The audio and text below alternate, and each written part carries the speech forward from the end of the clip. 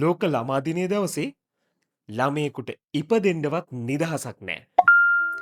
ඔයාලා දන්නවද ලංකාවේ ගොඩක් අම්මලා තාත්තලා ඔක්තෝබර් 1 වෙනිදාට සිසේරියන් සැත්කමක් කරලා තමන්ගේ දරුවව එළියට ගන්න මේ වෙනකොට හොස්පිටල් වලට ඇඩ්මිට් වෙලා ඉන්නවා කියලා. 1954 එක්සත් ජාතීන්ගේ මහා සම්මේලනය විසින් ලෝක ළමා දිනය නිර්මාණය කළේ ඔන්න ඕකට නම් නෙමෙයි. ලෝක ළමා දිනය නිර්මාණය කරන්න ප්‍රධාන හේතු වුණේ ගෝලීයව ඉන්න දරුවන් අතර අන්තර් සහයෝගය වර්ධනය කරන්නත් ඒ වගේම දරුවන්ගේ සුබ සාධනය නගා සිටුවන්නත්. හැබැයි අද වෙලා තියෙන්නේ මොකද්ද? හැබැයි අද ඔක්තෝබර් 1 වෙනිදා අපේ ආදරණීය දරුවන් වෙළඳ භාණ්ඩයක් වෙලා ඉවරයි. ගොඩක් සමාගම්වලට තමන්ගේ භාණ්ඩය ප්‍රචාරණය කරන්න මාධ්‍යයක් විදිහට ඔක්තෝබර් 1 වෙනිදා ඔයාගේ දරුවව පාවිච්චි කරනවා.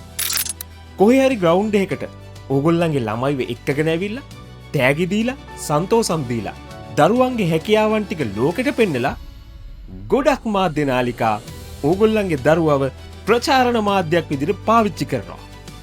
ඉතින් ඔයා මේක ගැන මොකද හිතන්නේ? ඇත්තටම ලෝක ළමා දිනය අපි සමරන්න ඕනේ කොහොමද? ඔයාට අදහසක් තියෙනවා නම් පල්ලෙහෙන් කමෙන්ට් එකක් දාගෙන යන්න.